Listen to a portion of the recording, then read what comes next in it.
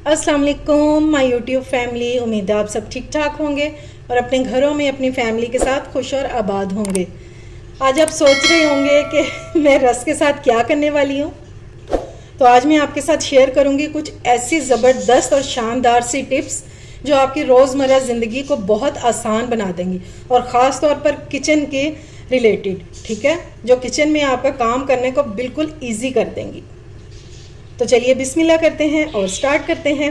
तो सबसे पहले मेरी जो टिप है वो है ये रस के मुतालिक। ये रस तो सभी के घरों में होते हैं, कई बुजुर्ग हमारे खाते हैं, बच्चे खाते हैं, तो हम अक्सर बड़ा पैकेट ले आते हैं। जो रखे रखे जो है ना, तो ये नरम पड़ जाते हैं, यानी कि ये सिल जाते हैं। अब ये देखिए, ये भी इसी तरह से हो गए हुए हैं, कोई इसमें वो खस्तापन रह नहीं गया, ठीक है।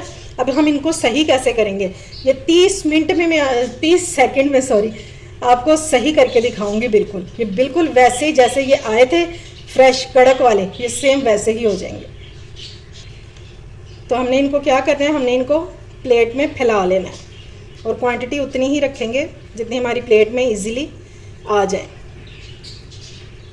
ठीक है। एक और ले लेते हैं, ये लें जी, मैंने इनको सही तरह से सेट कर लिया। इसी तरह आपने भी प्लेट में रख लेने हैं। अब ये देखिए जी, मैंने इनको रख दिया माइक्रोवेव में और यहाँ से हम पहले इसका डोर बंद करेंगे और हम इसको टाइमर लगा देंगे 30 सेकंड का। ठीक हो गया, ये देखें, और आपके सामने लाइव रिजल्ट दिखाऊंगी आपको। 30 सेकंड तक तो वेट कर ही सकते हैं आप लोग।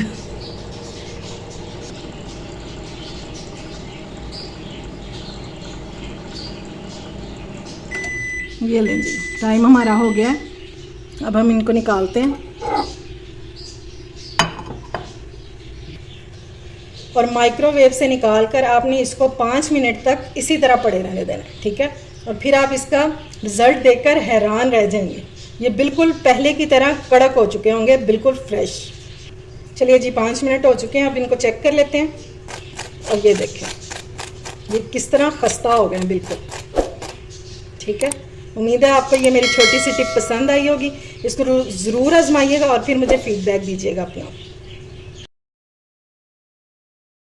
अच्छा जी, अगली टिप है मेरी प्रेशर कुकर से रिलेटेड, ठीक है। कुकर में काम तो हम सभी करते हैं और काम जल्दी भी हो जाता है, लेकिन कभी कभी हमारी लापरवाही की वजह से, केयरलेस की वजह से ये ख़तरनाक भी हो सकता है। हम क्या करते हैं, जब इसका चूल्हा बंद करते हैं तो फ़ौरन से ये विसल उठाने की करते हैं। ये बहुत गलत बात है, बहुत ख़तरनाक तरीका है ये। इसको हम कैसे करेंगे आइए आपको दिखाती हूँ।